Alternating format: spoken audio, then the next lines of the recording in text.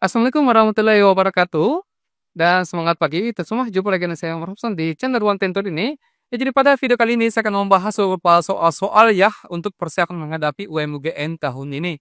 Jadi tentu semua perlu siapkan alat tulis ya, catatan untuk mencatat beberapa rumus-rumus penting ya dengan pembahasan tentunya. Dan kita langsung saja masuk ke pembahasan soal nomor satu.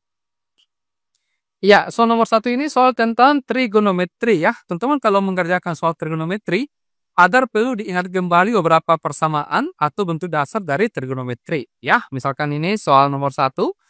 Jika satu dikurang kotangin alfa sama dengan min sepertiga, maka nilai dari sin 2 alfa tambah cos 2 alfa sama dengan berapa? Ya, ini teman-teman semua ingat dulu ya dasar dari perbandingan trigonometri sin cos tan.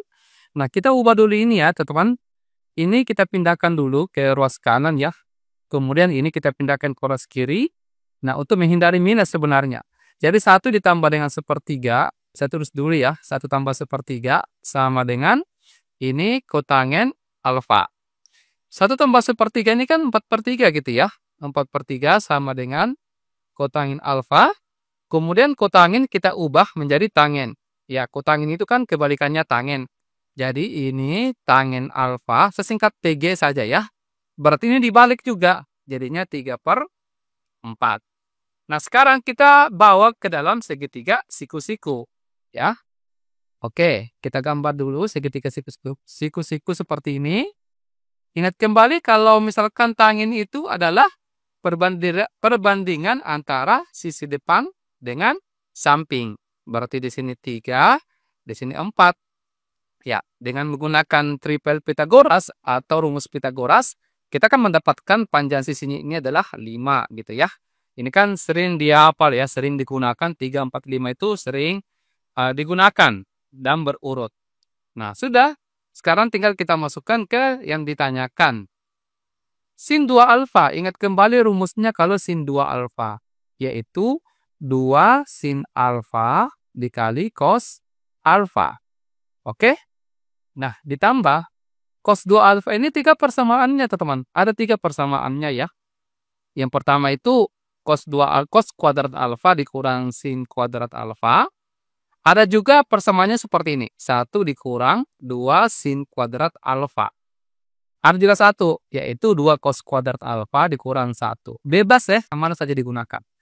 Nah, saya menggunakan yang ini ya, teman-teman. Yaitu cos kuadrat alfa dikurang sin kuadrat alfa.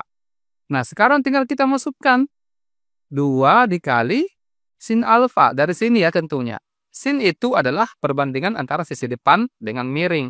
Berarti 3/5. Kemudian kalau cos itu samping per miring. Berarti di sini 4/5. Nah, ini tinggal dikuadratkan ya, teman-teman. Ini kan cos kuadrat alfa. Cosnya kan 4/5 tadi gitu ya. Ini saya langsung kuadratkan berarti 16/25 dikurang. Ini 3/5 sinnya ya. Dikuadratkan berarti 9/25. Nah, sekarang tinggal kita selesaikan baik-baik secara kekeluargaan ya. Ini tinggal dikalikan saja. 2 kali 36 dikali 4 itu 24. Dikalikan juga di bawah 25. Ditambah dengan ini 16 dikurang 9, 7/25. Berarti 24 tambah 7 dapatnya 31/25. Ya, jawabannya delta. Paham tidak, teman-teman? Kalau misalkan belum paham, bisa ditanyakan di bagian komentar bagian yang mana yang belum dipahami. Untuk soal berikutnya, saya beri kesempatan dulu, teman-teman, 10 detik ya, untuk coba dipahami dulu. Nanti setelah itu kemudian kita bahaskan. Silakan.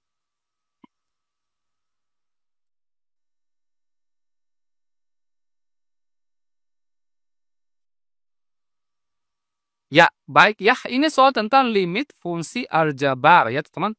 Ingat ya, triknya ya. Kalau limit itu sebenarnya merupakan turunan. Jadi limit itu merupakan turunan.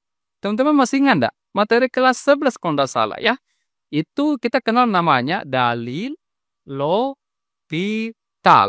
Ya, oke, tentunya masih ingat. Jadi saya ulangi, dalam mengerjakan soal limit sebenarnya kita turunkan. Diturunkan atas, turunkan juga bawah. Begitu. Begini praktiknya. Ya, coba. Jadi A sama dengan, abaikan dulu limitnya. X kuadrat, masih ingat bagaimana cara menentukan turunan? X kuadrat itu turunannya adalah 2X. 4 kalau konstanta diturunkan jadinya 0. Bisa ya? Kemudian 2 ini turunannya adalah 0 dikurang. Nah, ini kita ketemu bentuk akar. Bagaimana cara menentukan bentuk akar? Itu kita ingat rumus siluman. Saya berikan di sini ya, teman. Ini sebenarnya rahasia ya, tapi tidak apa-apa saya bongkar di sini. Rumus siluman bagaimana triknya dalam menurunkan bentuk akar itu seperti ini. Jadi akar kotak-kotak ini yang di dalam akar, misalkan X tambah 2. Yaitu kita turunkan dulu kotak-kotaknya. Ya, simbol aksen. Baru ya terus selalu dibagi dengan 2 akar kotak-kotak. Ini. Nah, coba kita praktekkan. Kotak-kotaknya dulu X tambah 2 ya. Kita turunkan. X ini kan turunannya 1 ya. 2 turunannya 0, tidak usah ditulis. Per 2 akar kotak-kotak seperti ini. Kotak-kotaknya kenapa saya tulis kotak-kotak ya? Harusnya X tambah 2. Oke, paham tidak teman-teman? Paham ya? X tambah 2. Nah, sekarang kalau kita sudah turunkan seperti ini, tinggal kita ganti X-nya dengan 2. Ya, 0-nya. Jadi kita bisa coret ya. 2 kali 2 berarti 4. Per ini minus dikurang 1 per ini kan 2 ya, 2 akar X-nya diganti 2 berarti 2 tambah 2 4. Ini bisa kita kali ke atas ya teman. Kita kali ke atas berarti 4 dikali 2 akar 4 per min 1. Sudah dapat ini. Ini kan akar 4 2 ya. 2 kali 2 4 kali 4 berarti 16. Dibagi minus 1 berarti minus 16. Oke. Yang ditanyakan di sini adalah 4 kurang A. Jadi 4 dikurang A, A-nya minus 16 berarti plus 20 ya. Jawabannya error. Oke, paham tidak teman-teman? Paham ya untuk nomor 2 ini? Kita lanjut ke soal nomor 3. Silakan.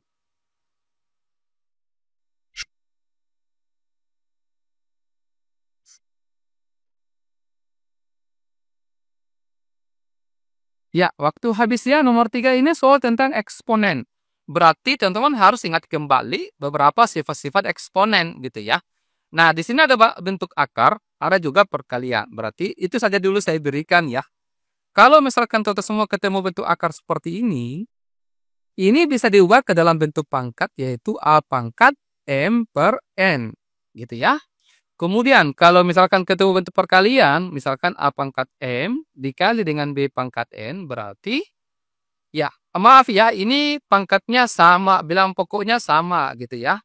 Ini A pangkat M dikali A pangkat N. Oke. Seperti ini. Berarti dijumlahkan pangkatnya. Itu dulu ya. Sebenarnya banyak sifat eksponen, tapi kita tuliskan dulu yang berhubungan dengan soal ini. Nah, sekarang ini kita sederhanakan dulu ya teman-teman. 8 ini kita ubah bentuknya menjadi 2 pangkat 3. Oke. Kemudian kita gunakan sifat yang ini. Di sini kan ada angka 2 ya. Orang-orang tertentu yang lihat.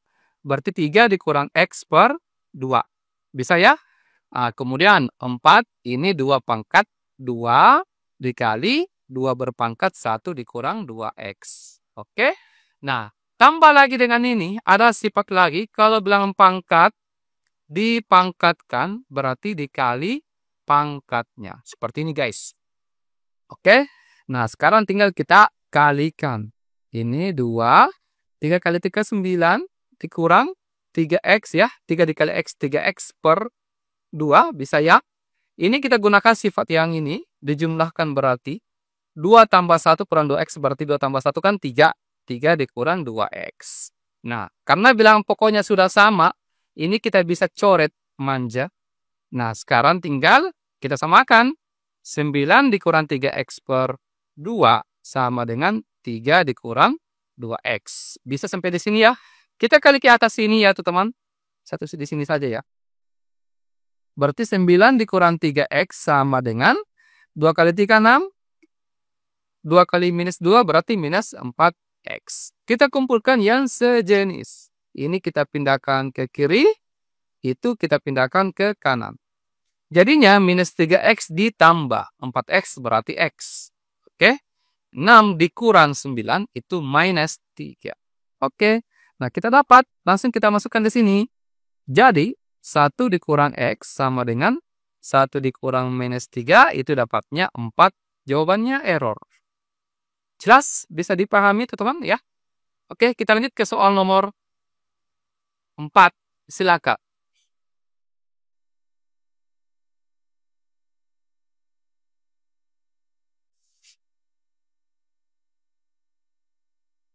Ya, nomor 4 ini teman-teman adalah soal tentang sistem persamaan linear. Tetapi di bentuknya di sini agak aneh-aneh ya.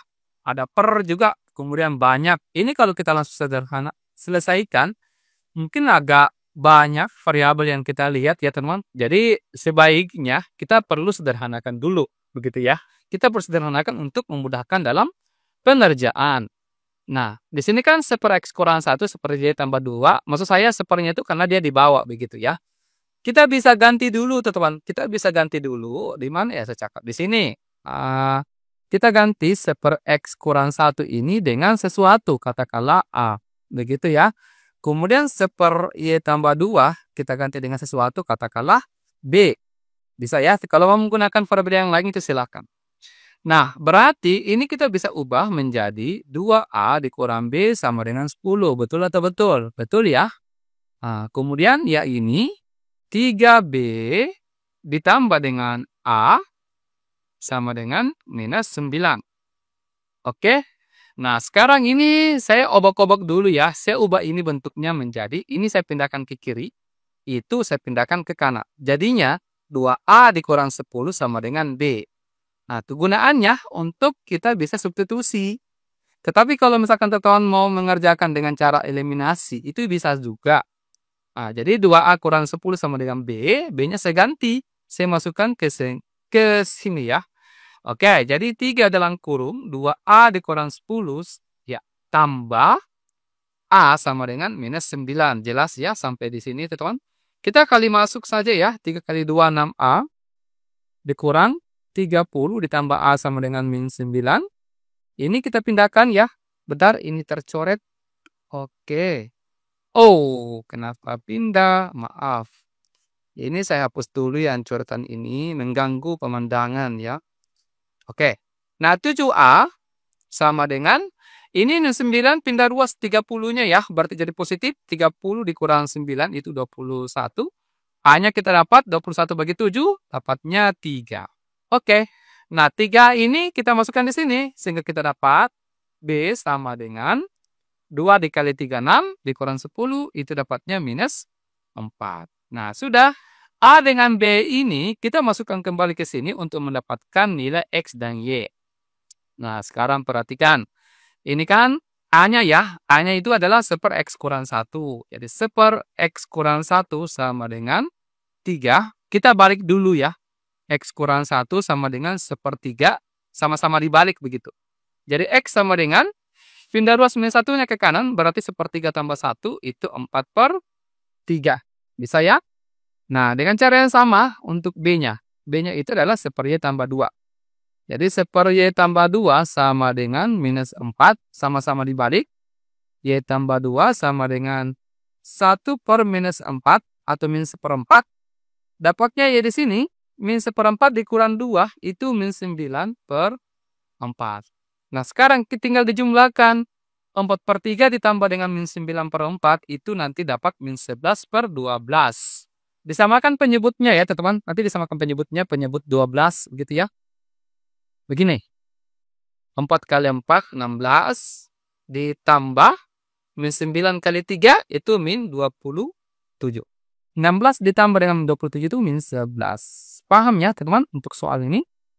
Oke, kita lanjut ke soal nomor 5. Silakan.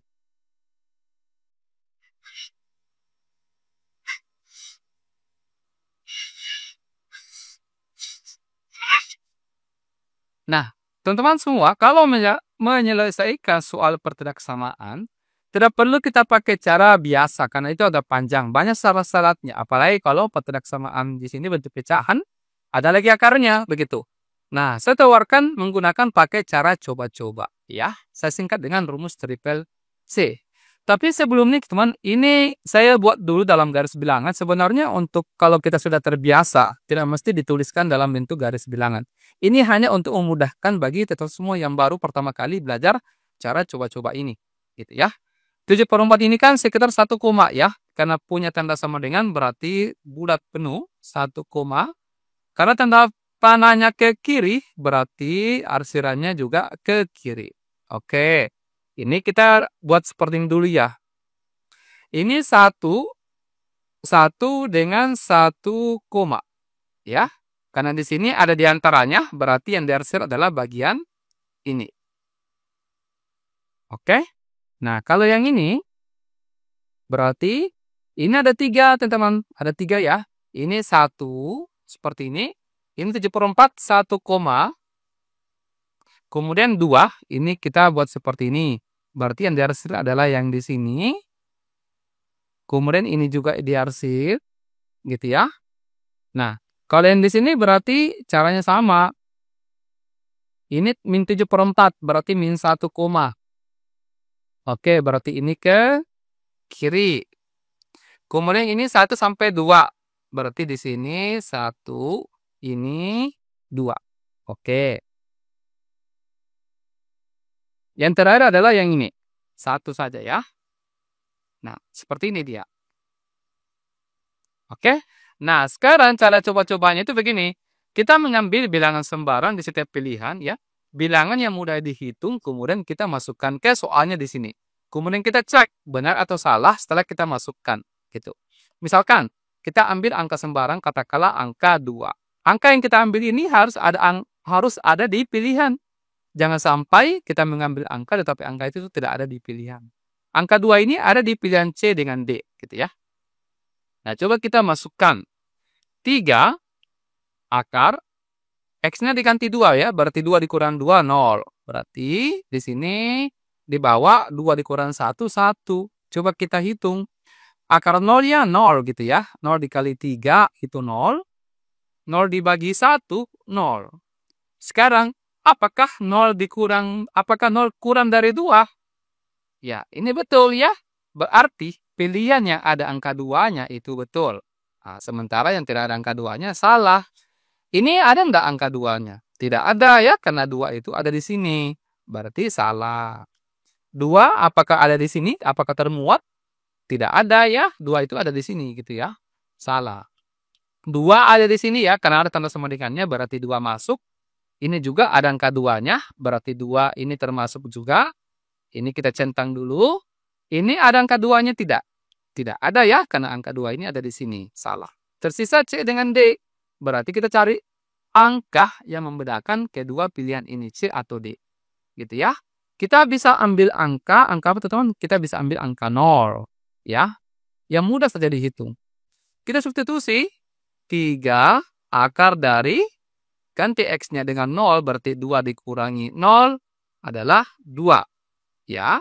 Kemudian, ya, di sini 0 dikurangi 1 itu min 1. Sebenarnya ini tidak perlu dihitung, teman-teman ya. Tidak perlu dihitung. Akar 2 berapa dikali 3, tidak usah. Yang jelas, ini nilainya adalah negatif. Kan ada negatif di sini. Apakah negatif kurang dari 2? Ya, betul. Karena ini kan positif, ini negatif. Ya, pasti negatif itu kecil dari positif.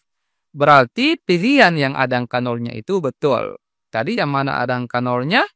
Di mana ada angka 0-nya itu? Di mana? Di sini ya. Kan ada angka 0-nya di sini. Nah, ini betul. Ini tidak ada angka 0-nya karena 0-nya itu ada di sini. Nah, berarti ini salah. Berarti jawabannya adalah Charlie. Pendek ya, teman-teman. Nanti tetap semua dipertimbangkan. Kalau misalkan mau pakai cara biasa, silakan pakai cara coba-coba juga boleh ya. Oke, untuk nomor 6 ini saya jadikan dulu oleh-oleh ya. Nanti kita lanjutkan lagi pembahasan di soal berikutnya ya. Kita akhiri dulu sementara. Wassalamualaikum warahmatullahi wabarakatuh. Dan semangat pagi.